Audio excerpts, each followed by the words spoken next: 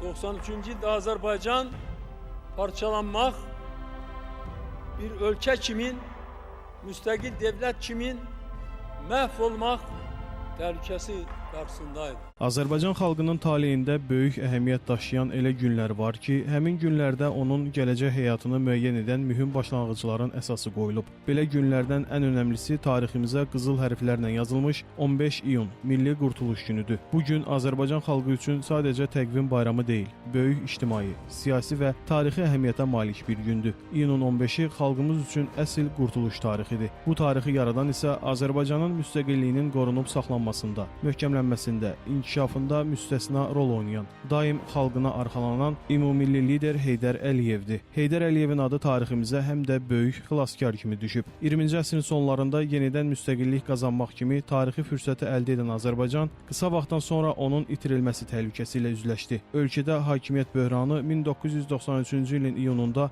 kulminasiya həddinə çatdı. Xaos və anarxiya respublikanı bürüdü.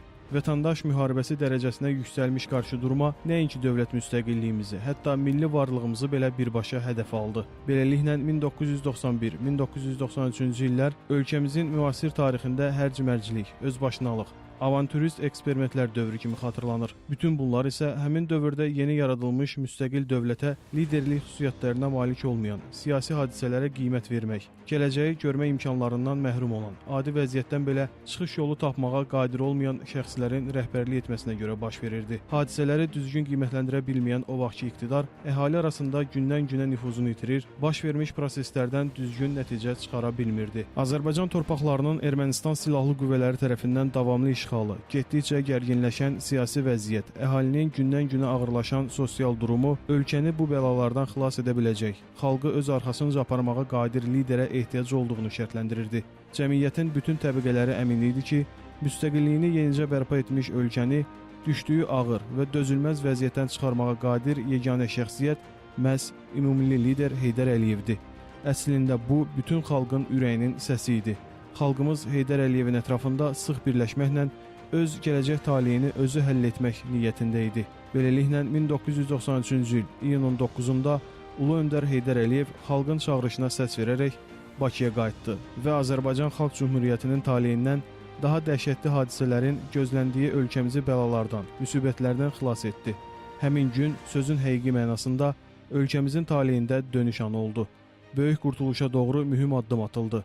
Xalqımızı nicata aparan yol bilavasitə həmin gündən başladı. İyunun 15-də Heydər Əliyev Azərbaycan Ali Sovetinin sədri seçildi və böyük risklərə baxmayaraq xalqın qurtuluşu missiyasını cəsarətlə öz üzərinə götürdü. Bununla da ölkədə uzun illər davam edən gərginlik və qarşıdurma səngidi, respublikamız vətəndaş müharibəsindən və parçalanma təhlükəsindən xilas oldu. Bugün milli qurtuluş ideologiyasının təntənəsi müstəqil respublikamızın davamlı inkişafında özünü biruzə verir. Dünyada Azərbaycanın nüfuzu daha da artır. Odur ki, Milli Qurtuluş günü Azərbaycan dövlətçiliyinin xilas günüdür.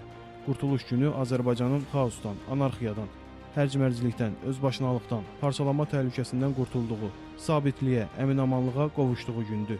Ümumilli liderin qətiyyəti xalqa ruh yüksəkliyi gətirdi, inamımızı özümüzə qaytardı. 15 iyun tarixi təkcə dövlətçiliyimizin xilası deyildi. Bu tarix həm də Azərbaycanın bugününü, sabahını müəyyənləşdirdi.